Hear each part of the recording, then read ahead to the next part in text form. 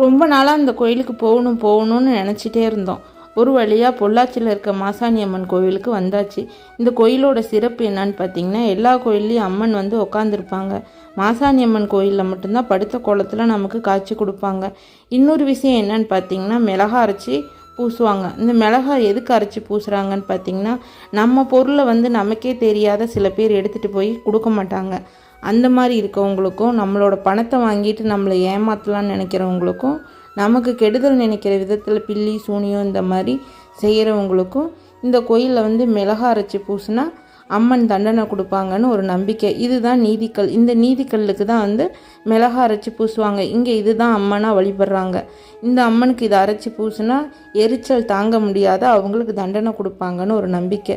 90 நாட்களில் நடந்துருன்னு ஒரு நம்பிக்கை. இந்த நம்பிக்கையில் நடந்து முடிஞ்சோனையுமே இளநீரும் எண்ணெயும் கொண்டு வந்து அபிஷேகம் செஞ்சுருவாங்க.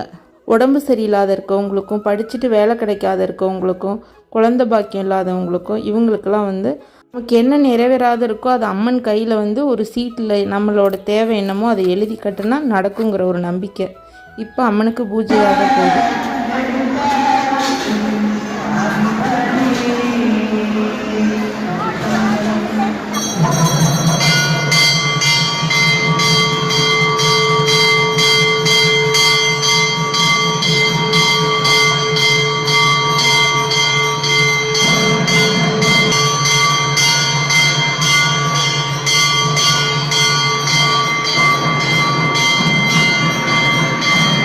இப்போ கோயிலை சுற்றி உள்ள சாமியெல்லாம் பார்க்கலாம். விநாயகர், துர்க்கை அம்மன், பேச்சி அம்மன், புவனேஸ்வரி அம்மன், இந்த மாதிரி பல சாமிகள் இருக்காங்க.